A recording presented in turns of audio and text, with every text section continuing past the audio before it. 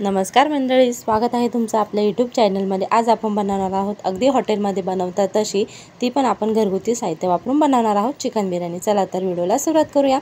तर चिकन बिर्याणी बनवण्यासाठी इथे मी 1 किलो चिकन घेतलेलं आहे। चिकन मी स्वच्छ धुवून घेतलेलं आहे।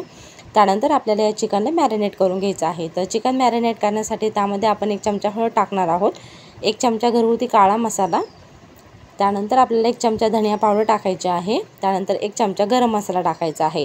तर हवं असेल तर तुम्ही यामध्ये अजून देखील मसाले ॲड करू शकता। त्यानंतर आपल्याला त्यामध्ये अर्धी वाटी जे आहे ते दही टाकायचे आहे आणि त्यानंतर आपल्याला चवीनुसार मीठ टाकायचं आहे आणि आलं लसूणची पेस्ट टाकायची आहे। तर यामध्ये हवं असेल तर तुम्ही लिंबाचा रस सुद्धा ॲड करू शकतात। त्यानंतर आपल्याला बिर्याणी मसाला टाकायचा आहे। तर इथे मी बिर्याणी मसाला जो आहे तो 3 चमचे टाकणार आहे आणि बिर्याणी मसाला टाकल्यानंतर आपल्याला ते व्यवस्थित चिकन आणि मसाले जे आहे ते आपल्याला व्यवस्थित मिक्स करून घ्यायचे आहे, म्हणजे एकत्र करून घ्यायचे आहे, जेणेकरून आपला जे मसाला आहे ते चिकनला पूर्णपणे लागले जाईल। तर इथे मी हाताने पूर्णपणे मसाले आणि चिकन जे आहे ते मिक्स करून घेत आहे, तुम्ही व्हिडिओमध्ये बघू शकता। तर अशाच प्रकारे आपलं जे चिकन आणि जे मसाले आहे ते पूर्णपणे मिक्स झालेले आहे। त्यानंतर आपल्याला त्यावर बारीक चिरलेली कोथिंबीर टाकायची आहे आणि हे आपल्याला जे चिकन आहे ते मॅरिनेट होण्यासाठी 20 ते 25 मिनिटांसाठी साईडला ठेवून द्यायचं आहे। त्यावर आपल्याला झाकण ठेवायचं आहे। त्यानंतर मी दुसरीकडे पातेल्यामध्ये बासमती तांदूळ घेतलेला आहे, ते मी धुवून घेतलेले आहे। त्यानंतर ते तांदूळ जे आहे ते आपल्याला अर्ध्या तासासाठी भिजवून ठेवायचे आहे पाण्यामध्ये। त्यानंतर दुसरीकडे मी पातेले ठेवलेले आहे गॅसवर, त्यामध्ये मी 3 तांबे पाणी टाकलेलं आहे। त्यामध्ये मी खडे मसाले टाकलेले आहे, तुम्ही तुमच्या आवडीनुसार खडे मसाले देखील त्यामध्ये टाकू शकता।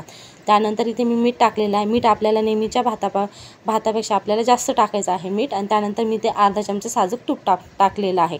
त्यानंतर आपल्याला जे पाणी आहे ते आपल्याला चांगलं मस्तपैकी उकळून द्यायचं आहे। तिथे आपलं पाणी जे आहे ते चांगलं उकळलेलं आहे, त्यामध्ये आपण जे भिजत घातलेले जे तांदूळ आहे ते आपल्याला त्यामध्ये टाकायचं आहे। तर इथे मी झाऱ्याच्या साहाय्याने ते तांदूळ जे आहे ते टाकत आहे, तुम्ही व्हिडिओमध्ये बघू शकता। तर इथे आपले जे तांदूळ आहे ते आपल्याला 80% शिजवून घ्यायचे आहे। तर आपल्याला हे तांदूळ शिजण्यासाठी आपल्याला 15 मिनिटं लागतात। ते तांदूळ जे आहे ते आपल्याला हलवत राहायचे आहे, जेणेकरून आपले सगळे जे तांदूळ आहे ते आपले शिजले जाईल।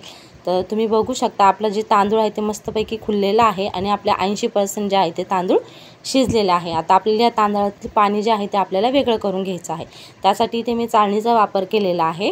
तर इथे मी झाऱ्याच्या साहाय्याने तांदूळ जे आहे ते मी चाळणीमध्ये काढून घेणार आहे, जेणेकरून आपले जे तांदळातलं जे पाणी आहे ते चाळणीमधून निघून जाईल आणि आपले जे तांदूळ आहे ते मस्तपैकी मोकळे होतील। त्यामधील खडे मसाले तुम्ही काढू शकता, तुम्हाला हवं असेल तर, नाही काढले तरीही चालेल। त्यानंतर आपल्याला दुसरीकडे पातेले घ्यायचं आहे। आपण ही बिर्याणी जी आहे ती पातेल्यामध्ये बनवणार आहोत, त्यामुळे इथे मी पातेल्याचा वापर केलेला आहे। तर पातेल्यामध्ये आपल्याला 4 ते 5 चमचे तेल टाकायचं आहे। त्या तेलामध्ये आपल्याला तेल गरम झाल्यानंतर आपल्याला त्यामध्ये कांदे टाकायचे आहे। इथे मी 8 ते 9 कांदे घेतलेले आहे मीडियम आकाराचे। त्याचे मी उभे असे बारीक काप केलेले आहे आणि ते कांदे मी त्या तेलामध्ये टाकलेले आहे। तर आपल्याला हे जे कांदे आहे त्याचा गोल्डन कलर येईपर्यंत आपल्याला ते कांदे जे आहे ते शिजवून घ्यायचे आहे। तर इथे आपल्या कांद्याला मस्तपैकी गोल्डन कलर आलेला आहे, तुम्ही व्हिडिओमध्ये बघू शकता।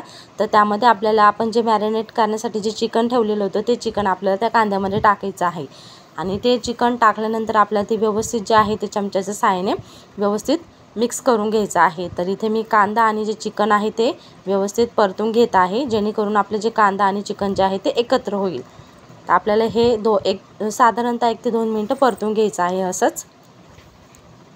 त्यानंतर त्यामध्ये आपल्याला मीडियम आकाराचा 1 टोमॅटो घ्यायचा आहे। टोमॅटोचे सुद्धा आपल्याला उभे बारीक काप करून घ्यायचे आहे आणि ते सुद्धा आपल्याला त्यामध्ये टाकायचं आहे। तर ते टाकल्यानंतर आपल्याला व्यवस्थित 1 मिनिटासाठी ते परतून घ्यायचं आहे। तर परतल्यानंतर आपल्याला त्यामध्ये जे आहे ते अर्धा ग्लास पाणी टाकायचं आहे। यामध्ये पाण्याचा आपल्याला जास्त वापर करायचा नाही आहे, कारण चिकनला स्वतःचं असं पाणी सुटत असतं, त्यामुळे इथे पाण्याचा आपण जास्त वापर केलेला नाही आहे। तर तुम्ही बघू शकता चिकनला स्वतःचं असं पाणी सुटलेलं आहे।